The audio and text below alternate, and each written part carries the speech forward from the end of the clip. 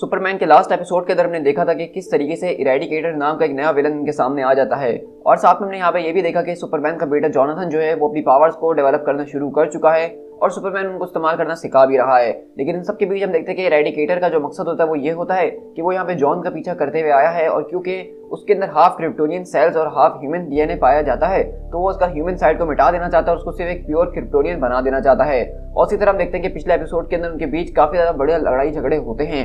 और इसी तरह हम देखते हैं कि अब यहाँ पे हमने देखा था कि सुपरमैन लोइस जॉनथन को लेके जो है सीधा चांद की तरफ जा रहा होता है जहाँ पे वो जाके इरेडिकेटर से सुकून से मुकाबला कर सके। तो अब आगे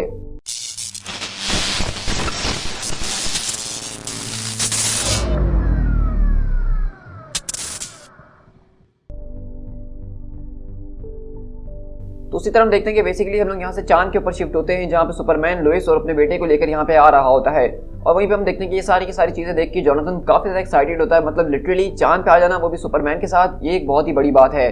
तो इसे सुपरमैन लोइस से पूछता है क्या तुम बिल्कुल ठीक हो? तो कहती है कि हाँ मैं बिल्कुल ठीक हूँ, लेकिन बस मैंने ये नहीं सोचा था कि एक ही दिन के अंदर हमारा मुकाबला जो है इरेडिकेटर से होगा और उसी दिन हम लोग चांद के ऊपर भी जाने वाले हैं। और इसी तरह हम देखते हैं कि सुपरमैन उनको बताने की कोशिश करता है कि हाँ मैं जानता हूँ कि ये सच में बहुत ज्यादा सब कुछ हो चुका है, हमने इतना कुछ सोचा नहीं था, लेकिन अब मैं तुम्हें जिस जगह पे लेके जा रहा हूँ वहाँ पे घबराने की जरूरत नहीं है, बस वहाँ पे लाइट की थोड़ी सी कमी है क्योंकि इस वक्त हम लोग जो है मून की डार्क साइड की तरफ आ चुके हैं। यहाँ पे नासा और ना ही कोई दूसरी सैटेलाइट जो है वो हमें पिक कर सकती है। तो वहीं से जॉनथन पूछता है कि डैड मुझे ये बताइए कि आप इरेडिकेटर से भाग क्यों रहे हैं और आपने उन मासूम लोगों को वहीं पर उसके पास छोड़ दिया।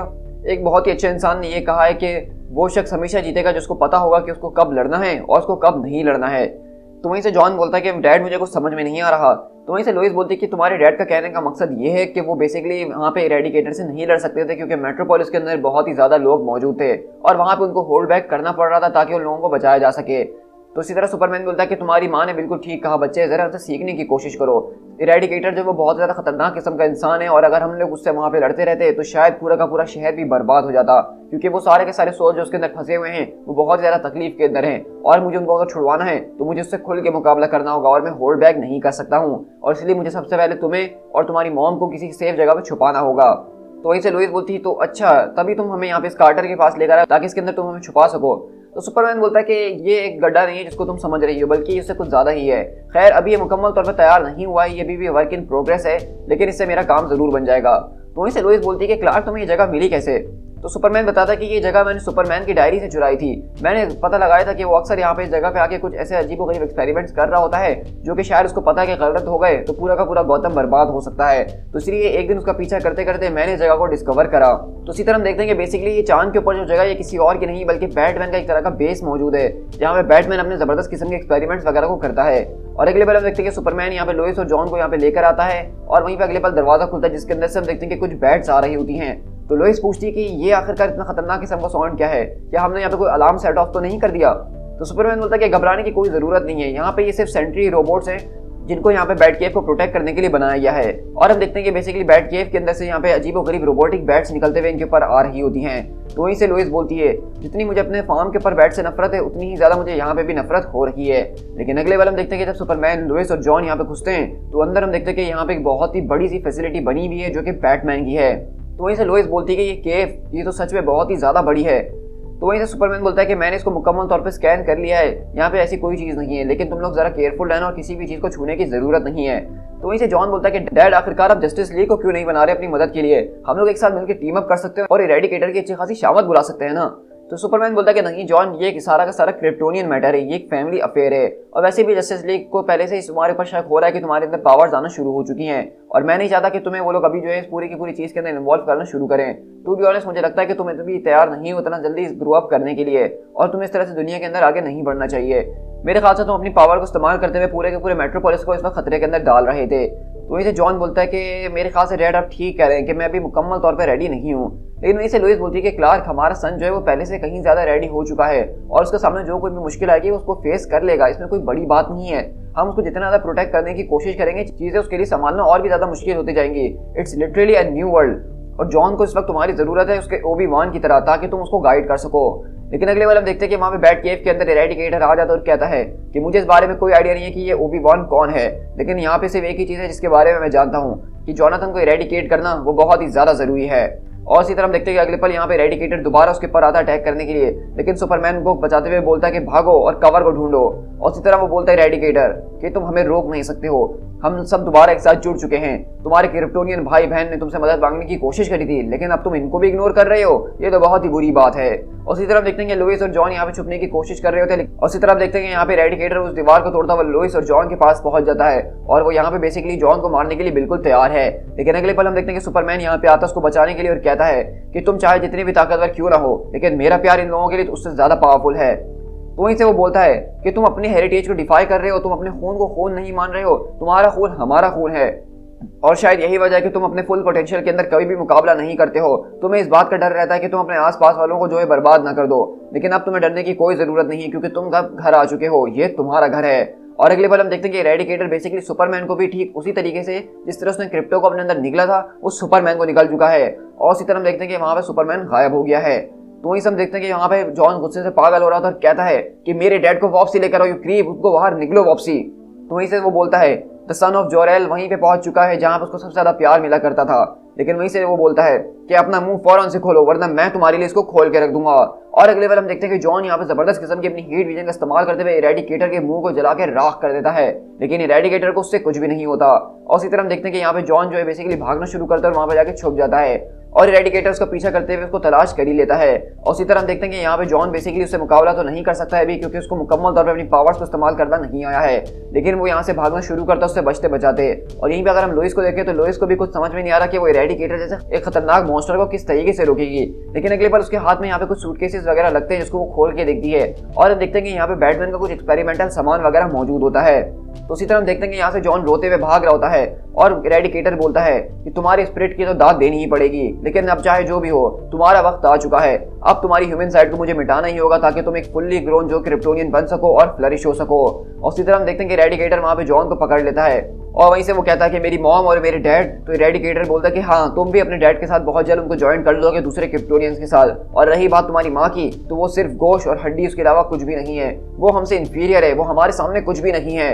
लेकिन अगले पल हम देखते हैं कि वहां से जबरदस्त किस्म से एक पंच आगे लगता है इरेडिकेटर को और हम देखते हैं कि ये पंच किसी और ने नहीं बल्कि लुइस ने मारा होता है। और लुइस इस वक्त कुछ और नहीं बल्कि बैटमैन का मोस्ट पावरफुल आर्मर यानी कि हेलबैट आर्मर को पहनकर आ चुकी है। तो अगर आपको नहीं पता तो मैं आपको बताता चलूं कि ये आर्मर बैटमैन की पूरी आर्सेनल के अंदर सारे के सारे आर्मर्स के अंदर सबसे ज्यादा पावरफुल आर्मर माना जाता है। इसके जरिए वो सुपरमैन से भी मुकाबला कर सकता है, इसके अंदर इतनी ज्यादा ताकत है। और हम देख रहे हैं कि यहाँ पे बेसिकली हेलबैट आर्मर जो है अब वो लुइस लेन के हाथ लग चुका है और वो यहाँ इरेडिकेटर से मुकाबला करते हुए अपने बेटे जॉन को बचा रही है। और ये देख के हम देखते हैं कि जॉन काफी ज्यादा हैरत में रह जाता है। तो लुइस बोलते हैं कि घबराने की कोई जरूरत नहीं है जॉन, मैं अब यहाँ पे आ चुकी हूँ और अब ठीक मेरे पीछे आ जाओ। और क्या इरेडिकेटर, तुमने ये कहावत नहीं सुनी जो कि अर्थ के ऊपर बहुत ही मशहूर है कि कभी भी किसी बच्चे से पंगा तब ना लिया करो जब उसकी माँ कहीं करीब में हो। तू इस इरेडिकेटर बोलता है मैं इन सारी की सारी चीजों को देख के काफी ज्यादा सरप्राइज तो हुआ हूँ, लेकिन अब चाहे कुछ भी हो जाए तुम या कोई और हमें आके नहीं रोक सकता है, क्योंकि इस वक्त मेरे अंदर सिर्फ सारे के सारे क्रिप्टोनियन की पावर्स मौजूद नहीं है बल्कि इस वक्त मेरे अंदर the living life force of Superman भी मौजूद है। तो इसी तरह हम देखते हैं कि जैसा कि उसने सुपरमैन को भी अपने अंदर एब्जॉर्ब कर लिया तो वो एक तरह से सुपरमैन ही बन चुका है और अगले पल वो हेलबैट आर्मर के ऊपर जबरदस्त किस्म से अपनी आग बरसाना शुरू करता है। लेकिन इसी तरह हम देखते हैं कि यहाँ पे जॉन भी जो इससे डर नहीं रहा है और उससे मुकाबला करने के लिए आगे बढ़ता है। इसी तरह हम देखते हैं कि यहाँ से लुइस लेन अपने हेलबैट आर्मर का इस्तेमाल करते हुए और जॉन अपनी पावर्स का इस्तेमाल करते हुए दोनों मिलकर उसको जबरदस्त तरीके से धूल चटा रहे होते हैं। लेकिन इसी तरह हम यहाँ से सुपरमैन के पास भी शिफ्ट होते हैं जो कि उसकी बॉडी के अंदर मौजूद है और वो बेसिकली एक आखिरी बार अपने सारे के सारे बहन भाइयों से मदद मांग रहा है जो कि उसकी स्पिरिट्स इसकी बॉडी के अंदर मौजूद हैं। और वो सुपरमैन बता रहा है कि किस तरह से ये एक बहुत ही बड़ा रिस्क हो सकता है, लेकिन वो ये रिस्क लेने के लिए तैयार है। लेकिन इसी तरह हम देखते हैं कि यहाँ पे बाहर अगर हम शिफ्ट हो तो इरेडिकेटर बेसिकली उन दोनों को ही धूल चढ़ा चुका है। हेलबैट आर्मर पावरफुल कितना भी क्यों ना हो, लेकिन लुइस को चलाना मुकम्मल तौर पर उसको नहीं आता है और इरेडिकेटर के पास इस वक्त सारे के सारे क्रिप्टोनियंस के साथ साथ सुपरमैन की पावर भी मौजूद है, तो वो कहीं से भी बिल्कुल हल्का तो है नहीं। लेकिन इसी तरह हम देखते हैं कि अगले पल सुपरमैन अपने सारे के सारे स्पिरिट्स को बोलता है कि हमें ये सब एक साथ मिलकर करना होगा। और अगले पल हम देखते हैं कि यहाँ से वो जो है बेसिकली जॉन का काम तमाम कर ही रहा होता है, लेकिन अगले पल वो बोलता है कि तुम्हें हील करने के लिए मुझे मारना होगा। लेकिन सर एक मिनट, ये मेरे साथ क्या हो रहा है, मैं उनको फील नहीं कर सकता हूँ, वो सारे के सारे लोग उनको कोई चीज एब्जॉर्ब कर रही है। और इसी तरह हम देखते हैं कि बेसिकली उन सारे के सारे सोल्स को सुपरमैन ने अपने अंदर एब्जॉर्ब कर लिया है और इसी की मदद से वो इरेडिकेटर की बॉडी से वापसी बाहर आता है। और कहता है कि तुम्हारा बहुत शुक्रिया जॉन कि तुमने अपनी मॉम के साथ मिलकर इसको होल्ड डाउन करने की कोशिश करी, लेकिन अब परवाह करने की कोई ज़रूरत नहीं है क्योंकि इसके आगे से मैं इसको हैंडल कर लूँगा। और इसी तरह हम देखते हैं कि यहाँ पे सुपरमैन को एक तरह का पावर बूस्ट मिल चुका है उन सारे के सारे क्रिप्टोनियंस की वजह से, और वो इतना ज़्यादा पावरफुल हो चुका है कि अब उसकी आंखों से आग निकल रही है और उसकी बॉडी में बिजली दौड़ रही है। और इसी तरह देखते हैं कि सुपरमैन यहाँ पे अपनी पूरी की पूरी एनर्जी को जो उसके ऊपर बरसाना शुरू कर देता है और इरेडिकेटर की हालत काफी ज्यादा खराब होना शुरू हो चुकी है। लेकिन हम देखते हैं कि यहाँ पे सुपरमैन की जो पावर्स है वो इतनी ज्यादा बढ़ चुकी है कि उसके चारों तरफ आग लग चुकी है और वो पूरी की पूरी टेम्परेचर को यहाँ पे गर्म कर रहा है। और ये देख के एकदम वो दोनों हैरत में रहते हैं, लुइस और जॉन की आखिरकार ये हो क्या रहा है। तो वहीं से वो बोलता है जॉन कि ये कुछ भी नहीं हो रहा, लगता है कि उन सारे के सारे क्रिप्टोनियंस ने डैड को सुपर चार्ज कर दिया है और वो सारे के सारे लोग सुपरमैन की मदद करने की कोशिश कर रहे हैं। तो वहीं से लोइस बोलती है कि हमें भी उनकी मदद करनी होगी क्योंकि हम एक फैमिली हैं। और सुपरमैन बोलता है कि पूरा का पूरा क्रिप्टॉन तुम्हारे खिलाफ हो चुका है इरेडिकेटर, अब तुम्हें स्टैंड डाउन करना ही होगा। लेकिन वो बोलता है कि अब ऐसा बिल्कुल भी नहीं हो सकता है क्योंकि मैं ही एक रास्ता हूँ जिसके जरिए सारे के सारे क्रिप्टॉन को वापस जिंदा किया जा सकता है और चाहे कुछ भी हो जाए मैं उसको गिव अप नहीं करने वाला हूँ। और इसी तरह हम देखते हैं कि ये फाइट जो है बहुत ज्यादा खतरनाक हो चुकी है और सुपरमैन अब बिल्कुल भी होल्ड बैक नहीं कर रहा है। और यहाँ पे दोनों के बीच जो फाइट चल रही है वो बहुत ज्यादा खतरनाक किस्म की चल रही होती है, जहाँ पे हमें देखने में तो कुछ भी नजर नहीं आ रहा क्योंकि हर तरफ आग ही आग लगी हुई है। लेकिन बस यहाँ पे इरेडिकेटर उसको यही बोल रहा होता है कि मैं समझ सकता हूँ इस बात को कि वो बेटा तुम्हारे लिए कितनी बड़ी शर्म है और ये शर्म तुम्हें बहुत ज़्यादा डार्क प्लेसेस के ऊपर ले जाएगी, लेकिन अब मैं तुम्हें एक अपॉर्चुनिटी दे रहा हूँ कि जो गलती तुमसे हुई है मैं उसको ठीक कर सकता हूँ, मैं उसकी इरेडिकेशन कर सकता हूँ। लेकिन सुपरमैन बोलता है कि तुमसे किसने कहा कि जॉन एक गलती है, जॉन मेरे लिए कभी भी गलत ही नहीं था। और इसी तरह हम देखते हैं कि यहाँ पे बेसिकली चांद के ऊपर हम देखें तो वहां पे पूरा का पूरा एक मून को एक आना शुरू हो चुका है और अब नासा और दूसरी सैटेलाइट्स को पिक करना शुरू हो चुके हैं क्योंकि पूरा का पूरा चांद जो है वो इस वक्त हिल रहा है इनकी फाइट के जरिए। और इसी तरह हम देखते हैं कि वहाँ पे टीवी और न्यूज़ के ऊपर ब्रॉडकास्ट शुरू हो गया होता है कि किस तरीके से चांद के ऊपर से उनको एक चीज़ नजर आ रही है जो कि एक जबरदस्त किस्म की एरप्शन कर रही है और पता चल रहा है ऐसा देखने में कि वहाँ पे 2 तरह के सुपरमैन नजर आ रहे हैं। तो वहीं से लुइस बताती है कि ये तो पूरी की पूरी दुनिया अब हमें देख सकती है। और इसी तरह हम देखते हैं कि बेसिकली सुपरमैन यहाँ पे अपने सारे के सारे सोल्स अपने भाइयों और बहनों की मदद को लेते हुए इरेडिकेटर को यहाँ पे ऊपर की तरफ ले जा रहा होता है चांद के सरफेस से। और हम देखते हैं कि उसकी इस वक्त एनर्जी इतनी ज्यादा है कि उसको बेसिकली अर्थ से भी देखा जा सकता है। और इसी तरह हम देखते हैं कि बेसिकली सुपरमैन जो है उन सारे के सारे सोल्स की मदद को इस्तेमाल करते हुए अपने आप को इतना ज़्यादा पावरफुल कर चुका है कि वो इरेडिकेटर के अंदर से उसका जो है सोल खींचने की कोशिश कर रहा है जिस तरह से वो सबका खींचा करता था। और हम देखते हैं कि सुपरमैन बेसिकली उसका मुंह खोलता और कहता है कि मैं तुम्हारे अंदर एक को भी नहीं छोड़ने वाला हूँ। और अगले बार हम देखते हैं कि बेसिकली वो यहाँ से क्रिप्टो को जो कि इसका डॉग था उसको वापसी निकालने की कोशिश कर रहा होता है। और सुपरमैन बोलता है कि तुम ऑलमोस्ट पहुंच चुके हो मेरे बच्चे, अब मेरी आवाज को सुनो और फौरन से मेरे हाथ को बाइट करो। और इसी तरह हम देखते हैं कि क्रिप्टो अगले पल सुपरमैन के हाथ को बाइट करता है और सुपरमैन अपना हाथ खींचते हुए क्रिप्टो को बाहर निकाल ही लेता है। और इसे इरेडिकेटर बोलता है कि फ्रीडम सिर्फ मेरे अंदर ही मौजूद है। तो सुपरमैन बोलता है कि क्रिप्टो ने अपनी आज़ादी जीत ली है और अब बाकी के सारे क्रिप्टॉन का भी यही फैसला है कि उनको भी आज़ादी की ज़रूरत है और अब तुम उनको कैद करने वाले कोई नहीं होते, तुम एक अनवर्दी इंसान हो। और उस तरह हम देखते हैं कि सुपरमैन और यहाँ पे क्रिप्टो वो दोनों के दोनों मिलकर उसको जबरदस्त तरीके से पंच करते हैं और अगले बार हम देखते हैं कि उनकी एनर्जी का झटका इतना ज़्यादा खतरनाक होता है कि बेसिकली वो एक बहुत ही बड़े इंपैक्ट के साथ चांद के ऊपर गिरता है। और जैसे वो चांद के ऊपर आकर टकराता है तो वहां पे एक ऐसा धमाका होता है जिसको देख के लग रहा है कि कोई न्यूक्लियर ब्लास्ट हुआ है। और इसी तरह हम देखते हैं कि जब पूरा का पूरा धमाका ठंडा होता है तो इरेडिकेटर अभी भी खड़ा होता है और कहता है वो लड़का सब चीजों को डिस्ट्रॉय कर देगा, वो हमारे एंसेस्टर्स की लेगेसी को डिस्ट्रॉय कर देगा, वो सर्वाइव नहीं कर सकता है, सुपरमैन का बेटे को सर्वाइव नहीं करना चाहिए। लेकिन वहीं से सुपरमैन बोलता है कि वो अपने लिए बात कर सकते हैं और वो चाहते हैं कि अब उनको आज़ाद कर दिया जाए। और अगले बार हम देखते हैं कि वहाँ पे बेसिकली चांद के ऊपर एक बड़ा सा हमें एस नजर आ रहा होता है जो कि उन सारे के सारे सोल्स ने मिलकर बनाए हैं जिनको सुपरमैन ने इसकी बॉडी से आज़ाद करवाया है। और सुपरमैन उनकी तरफ देखते हुए उनका शुक्रिया अदा करता है और कहता है कि जाओ अब पीस के अंदर मेरे भाई और बहनों, तब तक के लिए हम दोबारा नहीं मिलते। और इसी तरह हम देखते हैं कि इरेडिकेटर का पावर लेवल अब 0% पे आ चुका है और वो मरते वक्त यही कहता है कि कोल्ड और अलोन इसी तरह से तुम बिल्कुल फील करोगे, तुम हमेशा डार्कनेस के अंदर छुपते रहोगे। तो इसे सुपरमैन बोलता है कि मैंने कभी भी अपने आप को अकेला महसूस नहीं करा। और अगले बार हम देखते हैं कि वो बेसिकली इरेडिकेटर से उसका केप छीन के वापसी क्रिप्टो को पहनाता है और कहता है कि क्रिप्टो तुम यहीं पे बैठे रहो। और इस तरह वो सारे के सारे लोग बता देंगे कि किस तरीके से वो धमाका हुआ है चांद के ऊपर, वो तकरीबन इक्विवेलेंट था 10 मेगाटन के, जो कि बहुत ही ज्यादा बड़ा है। लेकिन अगले पल उनके सैटेलाइट्स पिक कर रही होती हैं कि वहां पे अमेरिका का झंडा गिरा हुआ है और अगले पल हम देखते हैं कि शैडो में से सुपरमैन निकल कर आता है और उस झंडे को वहां पे खड़ा करता है और उनका रोवर वगैरह जो गिर चुका था वो उसको भी वहां पे खड़ा करता है। और इसी तरह हम देखते हैं कि वहाँ पे सारे के सारे न्यूज़ के अंदर ये बात फैल चुकी है अब कि वो लोग जो सोच रहे थे, वो लोग जो समझ रहे थे, वो जो देख रहे थे वो बिल्कुल सच है। यानी कि देख के तो ऐसा लगता है कि सुपरमैन अब वापसी लौट कर आ चुका है। इसी के बाद हम देखते हैं कि बेसिकली सुपरमैन का पूरा चेहरा जो है वो दुनिया के सामने दिखा दिया गया है। और अब जैसा कि दुनिया को पता नहीं था कि सुपरमैन अगर आ चुका है तो अब दुनिया जान चुकी है क्योंकि सुपरमैन ने लिटरली चांद पे जाके इसकी अनाउंसमेंट करी और पूरी की पूरी दुनिया ने उसको देख लिया है। ये देखिए काफी ज्यादा लोग खुश हो रहे होते हैं कि सुपरमैन उनके बीच अब वापसी लौट कर आ चुका है। तो वहीं से लोइस बोलती है लगता है कि इस जीनी को वापसी बोतल में डालना वो बहुत ज़्यादा मुश्किल होने वाला है। तो सुपर बॉय बोलता है कि मॉम मुझे नहीं लगता कि इससे कोई फर्क पड़ता है, क्योंकि हर कोई चाहता है कि सुपरमैन उनके बीच में रहे। और इसी तरह हम देखते हैं कि वैसे ही सुपरमैन वहां से बोलता है क्रिप्टो को लेते हुए, चलो फौरन से लो और जॉन को लेके फौरन घर चलते हैं लड़के। और इसी तरह हम देखते हैं कि वो लोग यहाँ से फौरन आगे की तरफ बढ़ते हैं।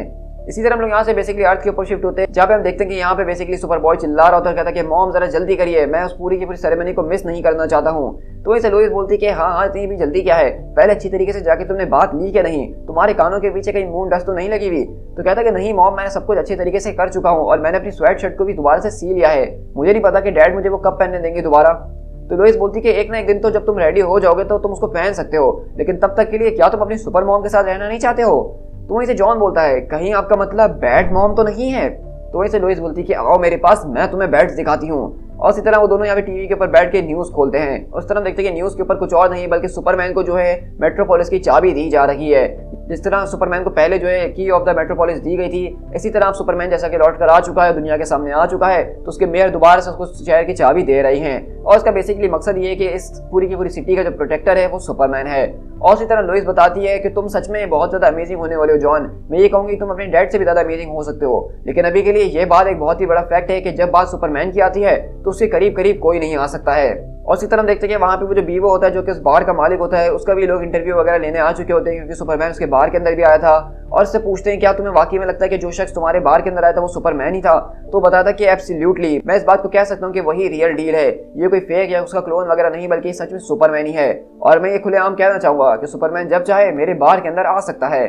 और इसी तरह हम देखते हैं कि यहाँ पे बेसिकली जॉन अपनी खिड़की के पास बैठ के रात के टाइम कुछ सोचों में होता है, लेकिन अगले पल सुपरमैन उसके पास आता है और कहता है हे किडो, मैं तुम्हारे लिए कुछ लेकर आया हूँ। और देखते हैं हम इस तरह की बेसिकली यहाँ पे वो अपने बचपन की कैप लेकर आया होता है जिस टीम के अंदर वो मौजूद हुआ करता था, और उसके पास यहाँ पे क्लार्क कैंट वाले ग्लासेस भी मौजूद होते हैं। तो वो पूछता है कि ये डैड क्यों, तो कहता है कि क्या तुम ट्राई करना चाहोगे। और इसी तरह देखते हैं कि सुपरमैन बेसिकली उसको अपने क्लार्क कैंट वाले ग्लासेस पहना देता है। तो वहीं से सुपरमैन बोलता है कि ये काफी कूल लग रहे हैं ना। तो वो बोलता है कि हाँ लग तो रहे हैं, लेकिन ये क्यों। तो कहता है कि अब जैसा कि मैं जानता हूँ कि अगर हमें दुनिया के पीछे रहना है तो हमें अपना रूप बदल के रहना होगा, और वैसे भी अगले हफ्ते से तुम्हारा स्कूल शुरू होने वाला है, तो मैं और मॉम सोच ही रहे थे। तो वहीं से सुपर बॉय बोलता है कि हाँ कि हमें अभी भी और सीक्रेट्स को कायम रखना ही होगा। तो सुपरमैन बोलता है कि मेरे लिए देखना काफी ज्यादा सरप्राइजिंग होगा कि ये सारी की सारी चीजें किस तरीके से काम करती हैं। और रही बात तुम्हारी पावर्स की, तो वो अभी तक ग्रो होना खत्म नहीं हुई हैं। अभी ऐसी बहुत सी चीजें जिनको तुम एक्सपीरियंस करोगे, ऐसी बहुत सी चीजें जो कि मैं तुम्हें सिखाना चाहता हूँ। और ये बात याद रखना मेरे बेटे कि रेडिकेटर वो आखिरी खतरा नहीं था जिसको तुमने फेस करा है। तो जॉन बोलता है कि मुझे इससे डर नहीं लगता है डैड। तो सुपरमैन बोलता है कि हाँ तुम्हें डर नहीं लगता है, लेकिन अगर लगता भी हो तो इसमें कोई बुरी बात नहीं है। ट्रूथ, जस्टिस एंड फैमिली, मैं मदद करना चाहता हूँ इस पूरे के पूरे एस सिंबल को तुम्हारा बनाने के लिए। ऐसी कुछ चीज़ें जो कि मैं अब रियलाइज़ कर रहा हूँ कि मुझे तुम्हारे साथ पहले ही शेयर कर लेनी चाहिए थी, लेकिन अभी भी कुछ ज़्यादा देर नहीं हुई है। तो जॉन बोलता है कि डैड आपका मतलब क्या है। तो वहीं से सुपरमैन बोलता है कि देखो सबसे बेस्ट पार्ट जब भी तुम ग्लासेस पहनते हो वो ये होता है कि जब तुम उसको उतारते हो तो सच में कुछ बहुत ही बड़ा धमाका होता है। अब क्विकली एंड क्वाइटली तुम मेरे साथ चल रहे हो। तो इसी तरह हम देखते हैं कि सुपरमैन बेसिकली जॉन को यहाँ पे जो है सुपर बॉय बनने से या उसकी पावर्स को इस्तेमाल करने से रोक नहीं रहा है, बल्कि वो उसको अपने साथ ले जाके ट्रेन करना चाहता है। उसी तरह हम अगले पल यहाँ से जस्टिस लीग के वॉच टावर के अंदर शिफ्ट होते हैं, जहाँ पे हम देखते हैं कि वंडर वुमन और बैटमैन यहाँ पे मौजूद होते हैं और वो सारे के सारे तमाशे को देख रहे होते हैं जो कि सुपरमैन ने चांद के ऊपर जाके खड़ा करा था। और इस तरह हम देखते हैं कि बैटमैन के आर्मर का, उसकी पूरी की पूरी सेंट्रीज का, उसके पूरे के पूरे केव का अच्छा खासा नुकसान हो चुका है, और वो नुकसान तकरीबन जो है $10 बिलियन का है। और ये देख के हम देखते हैं कि पीछे से आवाज आती है कि मुझे माफ कर देना। तो वहीं से बैटमैन पीछे पलटता और कहता है कि तुम्हारी माफी से वो सब कुछ फिक्स नहीं हो जाएगा जो तुम दोनों सुपरमैन ने मेरी केव के साथ किया है। तो वहीं से सुपरमैन कहता है कि रेडिकेटर कोई सुपरमैन नहीं था, वो यहाँ पे लोगों को हर्ट करने के लिए आया था, लेकिन मैं यहाँ पे मदद करने के लिए आया हूँ। तो वहीं से बैटमैन बोलता है कि हाँ वैसे भी फिक्र करने की कोई जरूरत नहीं है, उन सारे के सारे रिपेयर्स को तो मैं अफोर्ड कर ही सकता हूँ। तो वहीं से सुपरमैन बोलता है कि मेरे फादर ने मुझे हमेशा सिखाया है कि जब भी तुम किसी चीज को गंदा करो या मैसअप कर दो तो उसको हमेशा साफ भी करके जाया करो, और हम यहाँ पे वही करने के लिए आए हैं। तो वंडर वुमन बोलती है कि हम अगले बार हम देखते हैं कि सुपरमैन बोलता है कि लीग, मैं तुम लोगों को एक बहुत ज्यादा इंपॉर्टेंट शख्स से मिलवाना चाहता हूँ, और वो कोई और नहीं बल्कि सुपर बॉय है। इस तरह हम देखते हैं कि यहाँ पे सुपरमैन बेसिकली अपने बेटे जॉन को जस्टिस लीग से इंट्रोड्यूस करवा चुका है, और अब लिटरली उसने फर्स्ट टाइम उसको जो है सुपर बॉय के नाम से बुलाया है। और यही बात हमें बताती है कि अब कॉमिक्स के अंदर आगे चल के जॉन जो है वो बेसिकली अपनी पावर्स को इस्तेमाल करेगा और वो सुपर बॉय का टाइटल ले चुका है। दी एंड। सो गाइस हमारे पास यहाँ पे रीबर्थ की स्टोरी में सुपरमैन का जो पहला स्टोरी आर्क था वो मैंने आपके साथ शेयर कर दिया है, और इससे पहले मैंने एक्शन कॉमिक का एक स्टोरी आर्क आपके साथ शेयर करा था जिसके अंदर हमने सुपरमैन की स्टोरी को देखा था। लेकिन अगर हम सुपरमैन की कॉमिक्स की बात करें तो इसके अंदर हमें जो स्टोरी दिखने वाली है वो टोटली जो है फोकस करेगी सुपर बॉय के कैरेक्टर के ऊपर, उसकी पावर्स के ऊपर, उसको किस तरह से आगे जाके डेवलप होंगी और वो उसको किस तरीके से इस्तेमाल करेगा। लेकिन इसके बाद हमारे पास अब कोई और नई सीरीज आने वाली है जिसको मैं इस रीबर्थ के पूरी की पूरी टाइमलाइन के अंदर शेयर करूंगा, तो जो कोई भी होने वाली है मैं उसको आपके साथ पहले ही कम्युनिटी टैब के अंदर अनाउंस कर दूंगा। सो गाइस आप मुझे बताइएगा कि आपको ये सुपरमैन का स्टोरी आर्क कैसा लगा। मुझे तो ये स्टोरी आर्क काफी ज्यादा मजेदार लगा, जिसके अंदर मैंने सुपर बॉय की पावर्स को डेवलप होते हुए देखा, इरेडिकेटर को देखा, हेलबैट आर्मर को देखा, और ये एंड का जो पूरा का पूरा जस्टिस लीग वाला टीज था मुझे काफी ज्यादा पसंद आया। तो कमेंट करके मुझे जरूर बताइएगा कि ये पूरा का पूरा स्टोरी आर्क आपको कैसा लगा, और अगर आपने मेरी इस वीडियो को एंजॉय करा है तो चैनल को सब्सक्राइब करना तो बिल्कुल भी मत भूलिएगा। और अगर आप चैनल को ऑलरेडी सब्सक्राइब कर चुके हैं तो मुझे फेसबुक और इंस्टाग्राम पे फॉलो कर लीजिएगा, जहां पे मैं कॉमिक्स और मूवीज के हवाले से जबरदस्त किस्म के फैक्ट्स को शेयर कर ही रहा होता हूँ। सो गाइस दिस इज स्पीडटाइगर, मिलते हैं अपनी किसी और कॉमिक बुक सीरीज के साथ। Till then thank you so much.